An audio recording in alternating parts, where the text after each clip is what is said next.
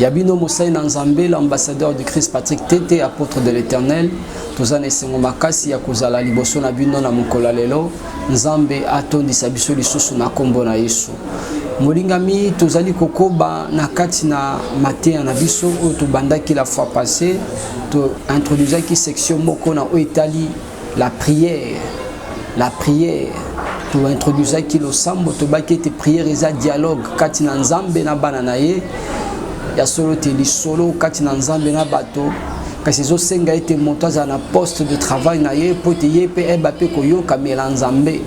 Tobaki na Jacques chapitre 4 verset 3, vous demandez mais vous ne recevez pas parce que vous demandez mal. Bozali ko senga kasi bozali ko zoate po te bozali ko zo mabe. Bozali ko senga na likanti ya ko satisfaire ba posa na bino. D'où etinda ki biso te ba ko étudier comment prier. Tout sur les différents aspects de la prière. Les différents aspects de la prière. Pour être nous sommes ici le sambo ezaka ko senga. Le sambo ezaka ko banzambe pesangai. Nous okande le sambo za multiforme. Le sambo za na lolenge ebele. D'où Yesu Masia l'accès qui ba ekolinae comment prier. Il a dit quand vous priez dites Luc 11 verset 2. D'où les aspects de la prière.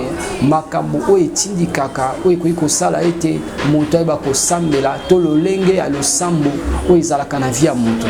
To ba qui était aspect de la prière, c'est la louange. La louange. La Bible dit dans le psaume 22 verset 4, Dieu siège au milieu de louanges de son peuple. Zamba vandina katina machanjola libota naye. Louer Dieu c'est proclamer c'est offert. Okumi sanzambe za kotato la misala oya sali. Olinga mizambe akabola kimai, Nzambe akitisa kimoto, Nzambe asekwisa Lazare, Nzambe asali makambo minena katina Biblia, bolinga mitozo tonda Nzambe pona misala oya sali c'est proclamer c'est offert.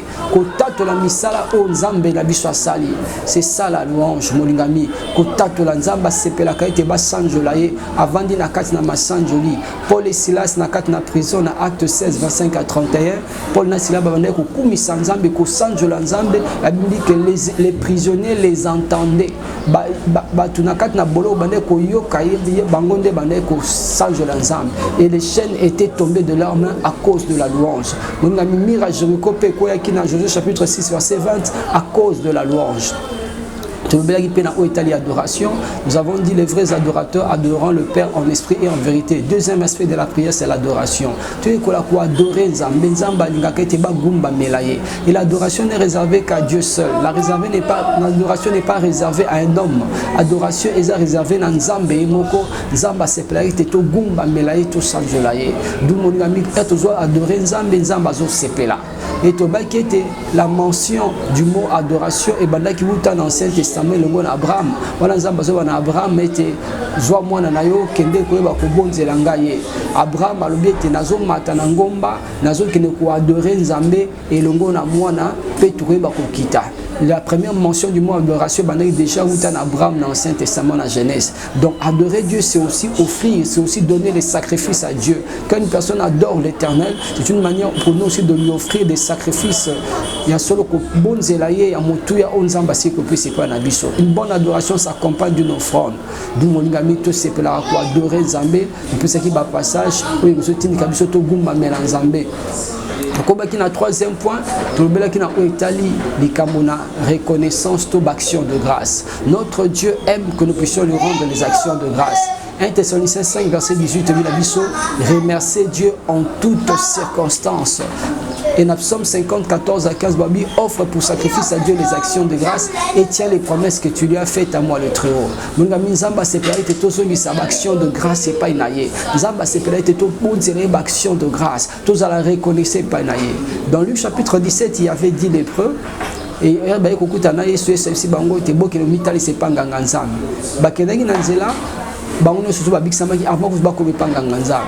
Mais kaka moko nda zenga ko yebisa na Yesu merci pona oya sala ki pona tia na ye. Yesu atuli ba misusu baza wapi. Ezaka na mupaya onda sili kozonga. Misusu baza wapi. À cause nango va ta foi t'a sauvé. Il y a non seulement guérison physique, mais il y a l'obiko ya molimo parce que andima il cause la reconnaissant. Apprenons à être reconnaissant et cette reconnaissance doit être démontrée par un geste. Quand tu es reconnaissant, il faut rendre grâce et panzam. Abaxer le moule à mon anniversaire. C'est la reconnaissance, c'est l'ensemble action de grâce, c'est l'ensemble enveloppe à malade action de grâce. Zamba batelu na maladie, zamba batelu na kela c'est là qui. C'est l'ensemble action de grâce, c'est la reconnaissance, c'est l'offrande mon comme malam. Zamba batelu abaxer le moule à mon corps. C'est la reconnaissance, c'est l'action de grâce. Pessaye enveloppe na yo action de grâce. Mon ami, et belé quand na batouazora enveloppe action de grâce le 31 décembre. Et comme Azongi s'enveloppe, si les lots atikala kozongi s'enveloppe action de grâce. Ça c'est être reconnaissant. Zamba batelu ane mobimba, tous à la reconnaissant. Et Tobanda qui est la confession de péché. Quatrième étape, quatrième aspect de la prière. Dans la confession, nous avons deux étapes. 1 Jean 1,9 nous dit, si nous confessons nos fautes, il est fidèle et juste qu'il puisse nous pardonner et nous purifier de toute iniquité. Il est fidèle et juste qu'il puisse nous pardonner et nous purifier de toute iniquité. 1 Jean 1,9. Dans la confession, il y a deux étapes. D'abord, demander pardon à Dieu. Ensuite, demander la purification dans le sang de l'agneau de Jésus. Makiana ese bana kopé to la yo. Et ozo senga pardon bana kotanga nzambe na finga ki na iba ki na kosa ki bana kotanga ko dénoncer les sumu wana. Ke bana ko banzambe na oya nango na beleli makiana yo et peto la ngai et sikolangai. Parce que Hébreux 9:22 bobi sans effusion du sang, il n'y a point de pardon des péchés. Yekola molinga mi ko ba ko senga boli bisipe ko senga makiana et ce peto la yo. Après la confession de péché, nous avons un élément très important, c'est l'intercession. Dieu veut que nous puissions intercéder. Intercession veut dire quoi? Au bon de la pona batumusus. Intercession. Dans la classe R, tu veux qui A inter B, et un élément commun où ils ont la classe A et ça B. Alors un intercesseur, c'est celui qui se met au milieu entre Dieu et l'homme pour lequel Azali ko sambela, l'homme pour lequel Azali ko sambela. Azo bon de la pona mutumo songo a terminé katikata minzambe kitisama ona likola ndekolanga mwasi kitisama ona likola baboti nanga kitisama ona likola bananga kitisama ona likola ndekwa melaka masanga kitisama ona likola ndekwa zaka maladi kitisama ona likola ndeko nzambe na bikama za ba difficulté. Un intercesseur se met au milieu, c'est celui qui plaide la main de Dieu. Azo senga maona nzambe kita. Dans Jacques chapitre 5 verset 16, la prière du juste a une grande efficacité. Le samba moyenge bele ezana itingi ya makasi koleka. Yango zwakata ko bondela pona libote si comme on a critiqué mema libote ne pas inanza, mema ndekona melaka masanga, mema ndekona za kuluna, mema ndekona yo kakate, mema ipa inanza. Na kati na intercession, nzamba oyano la prière na openza mboselo bola na kombo na Yesu. L'intercession. Intercession, se mettre au milieu. Et ça très important. Abraham était l'intercesseur d'Israël. Nous commençons Nzamba détruire Israël. Moïse abila na Nzamba bikolo. Ceux qui ont boma libota oyo mieux vaut ngai moko. Pour nous boma libota oyo. Moïse était en train d'intercéder pour le peuple. Et Nzamba eko kitsama onae. Nzamba ndeko fait sa fleur pour na boma bato. Mais à cause d'intercession Moïse, Nzamba eko kata. Mon ami, prends le temps d'intercéder pour tes enfants. Job également était l'intercesseur de ses enfants. À tout moment, Sobane bazoni baoti feti, azo zwata bamonga so sacrifice habitam subana nga basumuka ki azo bonde la pona bango. Alors toi mon frère, ma soeur qui est là, tu es en train de critiquer tes enfants, tu es en train de critiquer tes oncles, tes frères et sœurs, ta famille, tu es en train de critiquer une personne. As-tu déjà eu le temps de prier pour cette personne-là, pour demander que Nzambe yokela mawa Nzambe limbisaye Nzambe kangola e longole na nzela mabe? As-tu déjà eu le temps d'intercéder pour la personne? Prenons le temps d'intercéder. Bible Nzambazana postona azozela bisoto sambela. Abina biso quand un juste crie, l'Éternel entend. Il est attentif à la prière. Banda ko bonde la pona bande ko pona libota na mema bonge pa inanzam. Abi déchargez-vous sur lui de tous vos soucis car lui seul prendra soin de vous dans 1 Pierre. Ya bala ko se décharger makambo ne pas inanzam. Ça c'est l'intercession. Et dans l'intercession, à part l'intercession, nous avons encore la demande. La demande c'est quoi? Mutazo sambe la pona likabula yemoko. Zambe pesangelo koboye. Zambe selanga boye. La demande simple. La demande, on ne prie plus pour une personne. Je ne prie plus pour mon frère, pour ma soeur. Je ne prie pour ma famille, mais je prie pour moi-même. Nabi zambe kanisanga. Zambe selanga bolamu. Nazamona na yo. Nandimi kozonge pa na yo. Kolo kota likamba kelasi na ngai. Kolo kota likamba mombongo na ngai. Kolo kota likamba santé na ngai. Ne vous inquiétez de rien. Philippiens 4, verset 6. Mais en toutes circonstances, faites connaître vos besoins à Dieu. Comment? Par des prières, des supplications, avec des actions de grâce. Bien aimé dans le Seigneur, la prière, c'est la clé de toutes choses. Nyoso fungola ana se kuna likolo fungwa mi zwata ko bondela pona likamuna yo nzamba ko yandola pe nzamba okota likamuna yo zwata ko bondela ko senga grâce na nzambe pour un problème na yo nzambe. Ton Dieu écoute ta prière. Je viens dire à une personne, ton Dieu écoute ta prière. Banda ko bondela ko lembate ko sambela nzamba za fidèle na kombo na Yesu Masia. La prière. Et bien aimé, à part la demande simple, toujours pour terminer, la prière d'autorité. La prière d'autorité est anime. Et ça, le sambo mutazo sala pour exercer autorité zamba pesibiso. Dans Luc chapitre 10, verset 19, je vous ai donné l'autorité de marcher sur le scorpion et sur les serpents et sur toute puissance du monde du ténèbre. Il a dit que rien ne pourra vous nuire. Et là, comme mon côté ko bebi sabino, na pesibino bokonzi. Ya kota mwaliko na nyo kape na koto. Pe likola nguya nyo sotu ya satana abi et là comme mon côté et ko bebi sabino. Et ça bokonzi zamba pesibiso. Alors exerce le pouvoir que Dieu t'a donné. Zamba pesio bokonzi molingami. Bana ko sela bokonzi wana zamba pesio. Nous ne combattons pas selon la chair. 2 Corinthiens chapitre 10 verset 3 à 5. Nous ne combattons pas selon le monde, mais nous combattons les principautés, les dominations. Nous allons combattre makamwende na ndenge. Ngami bantozo bundana bonzo tote, mais tozo bundande na molimo. Le combat est spirituel. Et tozo bundate pour la tolonga, mais tozo bundade déjà na katine longa, parce qu'à la croix il a dit tout est accompli. Tout est accompli pour toi, tout est accompli pour ta soeur, tout est accompli pour ton frère. Nous souhaitons ce kokisami. Il y a un moment où tozo bundana katine longa. La prière d'autorité, c'est la autorité au Dieu soit pessier. Et dans Jean 19, verset 30, tout est accompli. Il n'y a plus de condamnation pour ceux qui sont en Jésus.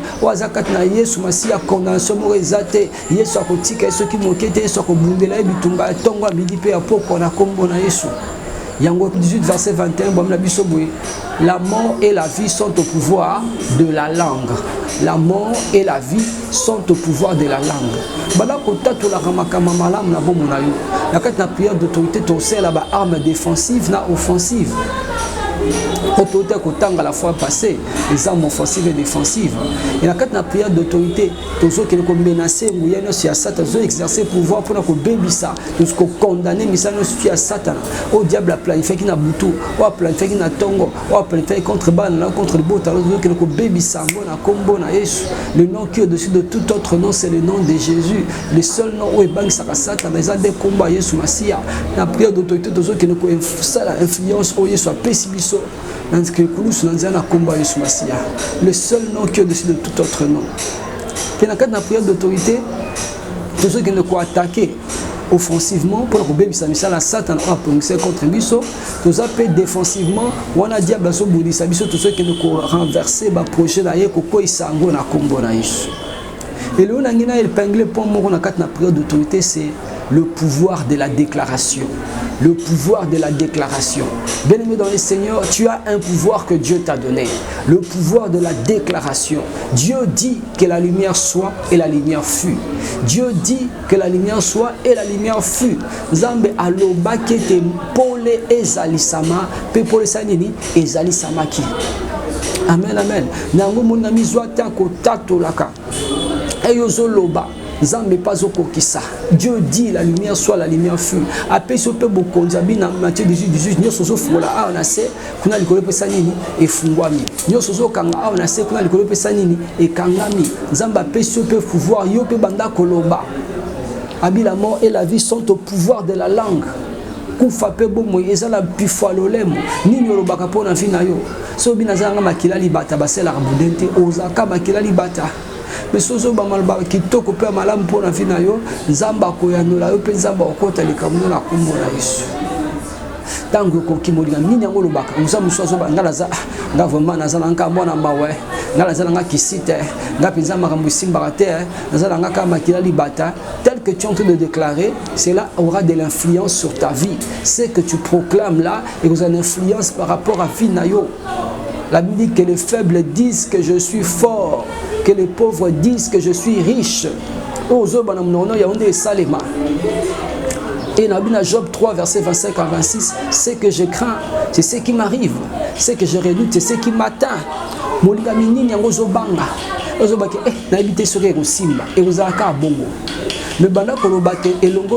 avec Dieu je ferai des exploits. Avec Dieu ekosimba. Avec Dieu vinange kosuka boete. Avec Dieu nazana droit na tato la monnaie na nzambe. Avec Dieu ba porte kofunga melangai. Et ozo tato la malama kama malamu pezo la bomo na yo. Au commencement, Dieu dit que la lumière soit et la lumière fut. À commission Nzambé, à commission Dieu, en tant que Dieu, tu as le pouvoir de déclarer. Dieu dit que la lumière soit et la lumière fut. Nzamba lobaki. Alors, yo pour le barni pour na vie na yo. Que dis-tu de ta vie? So bando baki na kokalangate et uzaka bon na kokalangate. Mais banda kolobate au nom de Jésus. Et longo na Yesu ko simba. Yanga libale pambolami. Yanga bana bakeli boso. Dans Ézéchiel chapitre 37, le pouvoir de la déclaration, il y avait les ossements qui étaient desséchés. Et Nzamba memi Ézéchiel na likola ngomba ya mikwa kokauka. Abina Ézéchiel, que vois-tu? Abi mikwa kokauka. Abissé déclare ma parole sur les ossements desséchés. Yebisa bango ossements desséchés, écoutez la parole de l'Éternel. Nzamba tuna Ézéchiel, est-ce que ces ossements peuvent-ils encore revivre? Ézéchiel 37. Yoka Ézéchiel, abi Seigneur, c'est toi qui le sais. Zamba ya ndélité ko bateke ngande na yebi yo déclarer malobalanga likola mikwa oya kokauka loba osement desséché, écoutez la parole de l'Éternel. Kaka ndenge Ézéchiel atatola ki abi osement desséché, écoutez la parole de l'Éternel. Bible bel biso ete ngami kaka Ézéchiel a déclaré babi miku wana ebandi ko sangana. Et zalaki ne bisika nde na ndenge esangani ebandi ko sangana et formé armée moko monene mikwa kokauka et formé à une armée mobimba. Moulingami tikala bisaote ceux qui mikwa kokauka et sangani et sali armée monene. Cela veut dire que yope ozana pouvoir makamne onza kokauka na vie na yo nazo déclarer que nako loba na yo nako tatola na yo na ba déclaration no eba nako joie vie au nom de Jésus. Tikete libala no ekufaki ezwa vie au nom de Jésus. Tikete mombongo no ekufaki ezwa vie au nom de Jésus. Tikete makambo tambola ki malamu te bomo ekota na kombo na Yesu. Amina Ézéchiel déclare ma parole, osement desséché, écoutez la parole de l'Éternel. Les maloba chef de l'État, maloba député, maloba soyi andanité, mais maloba nanzambe. Isaïe 55, 8 à 11, la parole de Dieu ne retourne jamais en lui sans qu'elle ait accompli, c'est pourquoi elle a envoyé. Nzamba tinda malobanese a toujours un but. Mbou les onga ralikolote sont ainsi qu'au police ma belleté. Alors il peut y avoir la maloba nanzambe de la prière d'autorité déclare. Au nom de Jésus, vinange ko suka boite. Naza mutuka sinaza mukilate. Naza premier, naza non dernier. Nazo déclarer yanga bana bako pambolama. Yanga bana bazo kenderi boso. Yanga libala et pambolami. Quand nous déclarer za pendenge zo salema na kombo na Yesu. Le pouvoir de la déclaration. Dieu t'a donné un pouvoir. Ne néglige pas le pouvoir que tu as reçu. Bon zamba kota kamakama bato. Akota peli kamno na kombo na Yesu. Ne néglige pas le pouvoir que tu as reçu, qu'on néglige en côté, Zambaza fidèle na kombo na Yesu Masia. Dieu est fidèle. Voilà mon ami, que le Seigneur nous bénisse abondamment, le pouvoir de la déclaration. Yekula kota to la malbaki to kona vi na yo. Ozo bana monoko na yo, ya onde ko joie vie parce que Nzambe sa salio Nzambe. Abina Psaume 82 6 à 7, j'avais dit vous êtes des dieux. Na lobaki, je ne dis pas ça maintenant, j'avais dit à l'imparfait. Si na lobaki lobi ke mozaba Nzambe et pourtant vous mourrez comme des princes quelconques. Alors qu'en tant que Dieu, tu as le pouvoir de faire exister ce qui n'existe pas. En tant que Dieu, tu as le pouvoir de fermer ma kambe fermé. Tu as le pouvoir d'ouvrir ma kambe fungami. Nzamba nga commission Nzambe. Mais c'est là pouvoir Nzamba pesio, c'est là autorité Nzamba pesio. Bon Nzamba kota kamakamba batoko ombemope musika na kombo na Yesu. Le pouvoir de la déclaration. Voilà mon ligami, tout les 7 aspects de la prière. Toba qui vous demandez, vous ne recevez pas parce que vous demandez mal. Vous demandez dans le but de satisfaire vos besoins. Nous avons des prières et des multiformes. Nous avons défini la prière, nous avons dit un dialogue entre Dieu et ses enfants, et nous avons dit que la prière elle est multiforme. D'où Toba qui 1, l'adoration, Toba qui 2, d'abord 1 la louange, 2 tobaki l'adoration, 3 tobaki les actions de grâce ou la reconnaissance, 4 total c'est biso na oitali la confession de péché. Pour la 4 la confession tous en 2 étapes. 1 demander pardon à Dieu, ensuite demander la purification dans le sang de Jésus. 4 tobaki na oitali l'intercession ko sambela pour la batu mususu zwata ko prier pour na bandeko na yo ya basi ya mibali bazolando ça et là confession de péché. La 4 la confession ça demander pardon à Dieu et demander la purification dans le sang de l'agneau de Jésus-Christ. Et tu es comme sous Oetali à part la confession, tu baki na Oetali l'intercession. L'intercession tu dis que ça semble la pona batu mususu, ozo prier pour ndekona moi si mobile, ozo semble la pona ba parole, ozo semble la pona église, ozo semble la pona ba boti, ozo semble ba batu mususu. L'église est en train d'intercéder pour Pierre. Pierre était en prison dans Acte 12. Mais l'église était en train d'intercéder pour lui. Et grâce à l'intercession de l'église, Pierre était sorti de la prison. Et à part intercession, Toba qui était, ils demande des actes sambe la pour na yo, ozo sambe pas problème na yo, pour na liba na pour na musala na pour na vie na yo moko. Et ozo sambe la, zambe pas zo kalo sambo na yo. Parce que ne vous inquiétez de rien, mais faites connaître vos besoins à Dieu. Et à part les Kamboya, demande simple, tout ceux qui n'a prière d'autorité, zako sambe la pour na pour bébisa misala satana ou exercer autorité nzamba pesi biso na nzala maloba na nzambe parce qu'il a dit je vous ai donné l'autorité de marcher sur le scorpion et les serpents et sur toute puissance du monde ténèbre. Il a dit que rien ne pourra vous nuire. Pour exercer autorité nzamba pesi nzambe sa pesi bokonzi exercer autorité on a salé lango et ko sunga batu ba pambolama et ko sunga batu ba kende liboso sela mpifo nzamba pesi na nzala maloba na nzambe nyoso zo kanga ana se kuna likole kangami pe nyoso zo fungula kuna likole pe fungwami sela autorité nzamba pesio bongo nzamba kota mangamba bato akota pe likamno na kombo na Yesu. Voilà les aspects de la prière. Nous allons continuer prochainement par la grâce du Seigneur, toujours dans la même tranche à la prière, tout l'accès sur les obstacles où il y a quand la prière, total sabi sur ngo, total sabi sur le comment est-ce que tu ko sambela Petro zoatan ya ko ba ko kundula ko la nisamba ndenge nzamba bon service. Ticket nzambe apambola biso na après-midi lelo, ya bino mosai na nzambe, l'ambassadeur du Christ Patrick Tete, nous avons vraiment béni na quatre émissions pour très très prochainement dans la mituna na bino comme la biso na ba numéro affiché au bas de l'écran. Oui, vous posez question na yo, tu à disposer pour nous répondre yo comme la biso, vous hésitez te partager émission na biso, liker ango na ba groupe na bisika nyo surtout, pe bongo nzamba oza c'était ko sala est favorable. Que le Seigneur nous bénisse, n'a pas moni de ko wazala sima machine, de ko Caleb nzambe apambola yo, n'a pas moni de ko ingénieur Dieu donné nzambe apambola yo na kata montage musala oyo, nzamba zo kisami na kombo na Yesu, pe n'a pas moni ba kambi nyo surtout ya chaîne oyo o ba pesi biso nzela te ba kotema liboso na nzambe apambola biso to continuer ko bonde la pona tia na émission oyo pour bonde la pona tia na basai na nzambe pe musala oyo kende liboso ya bino mosala na nzambe l'ambassadeur du Christ Patrick Tete apôtre de l'Éternel. Que Dieu nous bénisse abondamment. To tine pe ni mon biso téléphone tu peux nous écrire na plus 243 81 030 65 47 plus 243 81 030 65 47 tunda mutuna na yo et tozang sa te ko bako ya bino. Que Dieu vous bénisse. Ceux qui sont très très prochainement na kombo la sobonde bongo. Amen. Alléluia.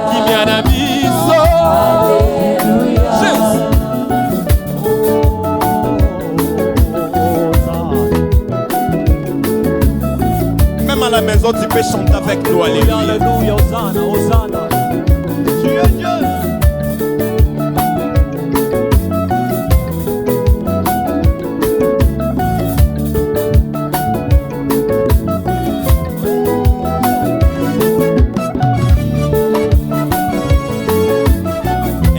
Quelqu'un qui peut pousser le cri de joie.